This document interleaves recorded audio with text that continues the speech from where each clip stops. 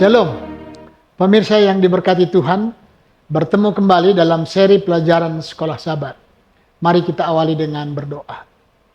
Terima kasih Bapa di sorga, perlindungan-Mu, tuntunan-Mu bagi kami sepanjang kegiatan kami hari ini. Dan kami merasakan berkat Tuhan yang sungguh luar biasa. Sehingga pada malam ini kami boleh datang kembali kepadamu untuk menyembah Engkau di mezbah keluarga kami. Belajar firman Tuhan melalui pelajaran Sekolah Sabat. Urapi kami supaya kami mengerti. Berikan kami kekuatan untuk melakukannya. Supaya itu menjadi kepujian kemuliaan bagi nama-Mu. Berkati juga seluruh pemirsa. Bila mana ada yang terganggu kesehatannya, Tuhan jamah dan berikan kesembuhan. Supaya sukacita sorga boleh menjadi bagian kami semuanya. Terima kasih Bapa. Di dalam nama Yesus kami berdoa. Amin. Pelajaran Sekolah Sabat Rabu 28 Mei 2025 dengan judul Anggur dan Darah. Bacalah Mazmur 75. Ayat 1 katakan, untuk pemimpin biduan. Menurut lagu, jangan memusnahkan mazmur asap nyanyian. Kami bersyukur kepadamu ya Allah, kami bersyukur, dan orang-orang yang menyerukan namamu menceritakan perbuatan-perbuatanmu yang ajaib. Apabila aku menetapkan waktunya, aku sendiri akan menghakimi dengan kebenaran. Bumi hancur dan semua penduduknya, tetapi akulah yang mengokohkan tiang-tiangnya. Selah. Aku berkata kepada pembual-pembual, jangan membual. Dan kepada orang-orang fasik, jangan meninggikan tanduk. Jangan mengangkat tandukmu tinggi-tinggi. Jangan berbicara dengan bertegang leher. Sebab bukan dari timur atau dari barat, dan bukan dari padang gurun datangnya peninggian itu. Tetapi Allah adalah hakim, direndahkannya yang satu dan ditinggikannya yang lain. Sebab sebuah piala ada di tangan Tuhan, berisi anggur berbuih, penuh campuran bumbu. Ia menuang dari situ, sungguh ampasnya akan dihirup dan diminum oleh semua orang fasik di bumi. Tetapi aku hendak bersorak-sorak untuk selama-lamanya, untuk hendak bermazmur bagi Allah Yakub. Segala tanduk orang-orang fasik akan dihancurkannya, tetapi tanduk-tanduk orang benar akan ditinggikannya. Bacalah juga Matius 26 ayat 26 sampai 29 dan Wahyu 14 ayat 9 sampai 12. Kita awali Matius 26 ayat 26 sampai 29. Dan ketika mereka sedang makan, Yesus mengambil roti dan mengucap berkat. Memecah-mecahkannya, lalu memberikannya kepada murid-muridnya dan berkata, ambillah, makanlah, inilah tubuhku. Sesudah itu ia mengambil cawan, mengucap syukur, lalu memberikannya kepada mereka, dan berkata, minumlah kamu semua dari cawan ini. Sebab inilah darahku, darah perjanjian, yang ditumpahkan bagi banyak orang untuk pengampunan dosa.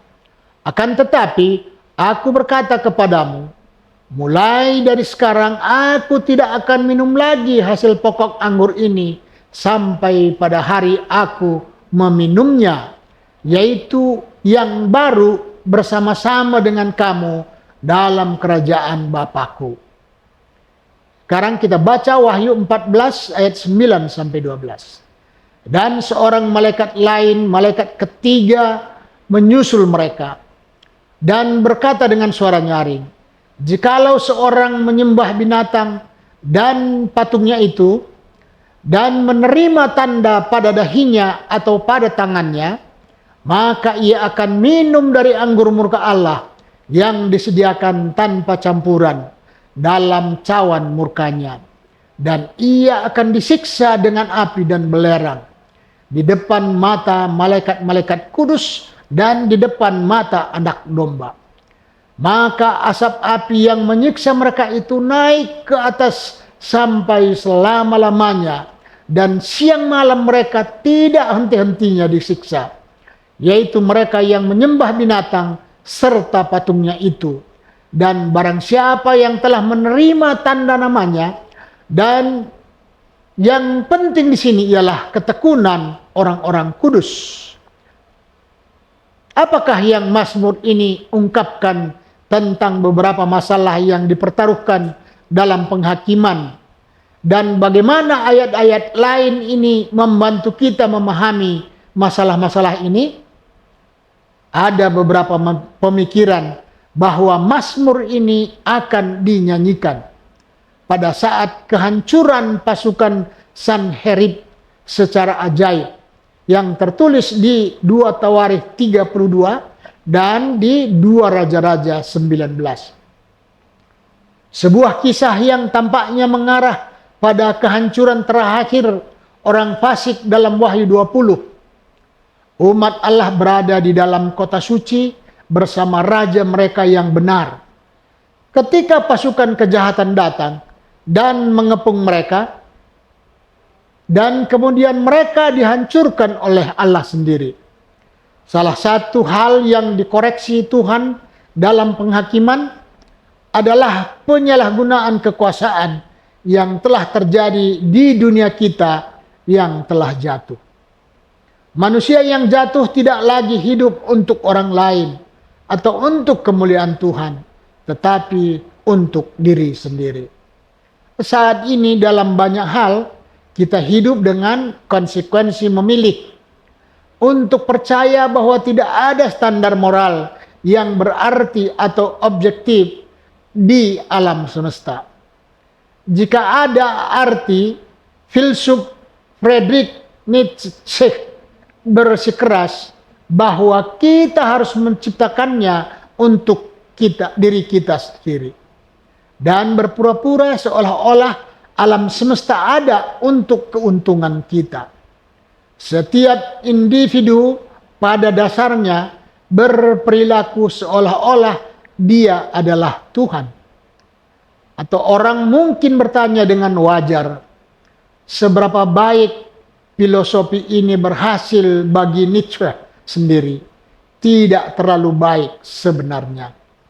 Dia menjadi gila, pingsan di sebuah jalan di Italia setelah mencoba menghentikan seorang pria memukuli seekor kuda.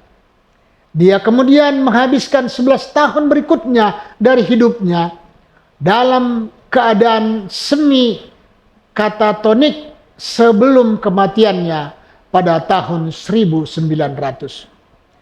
Betapapun buruknya masalahnya, sebagai orang percaya, kita diingatkan untuk hidup dengan harapan dan tidak menilai masa depan dari kejadian terkini. Sangat mudah untuk putus asa karena kita melihat pilar-pilar peradaban terus terkikis oleh hati dan pikiran orang-orang yang tidak bertuhan, atau oleh mereka yang pandangannya tentang Tuhan tidak ditemukan dalam Alkitab. Kita saat ini hidup dalam periode di mana nilai-nilai moral, bahkan hal-hal mendasar seperti jenis kelamin manusia, laki-laki dan perempuan telah diserang setidaknya di beberapa bagian dunia. Jenis-jenis amoralitas tertentu, hal-hal yang membuat banyak orang malu untuk membicarakannya. Bahkan secara pribadi sekarang dipuji dan dipuja di depan umum. Begitulah hal-hal buruk semakin menjadi-jadi. Meskipun kita harus melakukan bagian kita sekarang untuk mencoba membuat hidup lebih baik bagi orang lain. Mengapa selalu untuk diingat bahwa akan terjadi kehancuran total dari dunia saat ini dan penciptaan kembali yang supernatural sebelum semuanya pada akhirnya menjadi benar. Tuhan memberkati. Mari kita berdoa. Tuhan Allah Bapa kami dalam sorga, terima kasih atas firman-Mu pada malam ini. Kami bersyukur oleh karena dengan firman-Mu kami lebih mengerti bagaimana Tuhan itu sungguh ajaib. Allah kami Allah yang kekal. Biarlah dengan demikian kami lebih setia turut kepadamu. Sehingga bila mana Tuhan datang, kami pun dilayakkan untuk masuk di dalam kerajaan yang Tuhan telah sediakan bagi kami. Berkatilah juga seluruh pemirsa kami. Biarlah firman Tuhan ini menjadi sukacita bagi kami, menjadi berkat, dan bahkan kami hidupkan dalam kehidupan kami. Terpujilah nama-Mu Bapa, di dalam nama Yesus kami berdoa. Amin.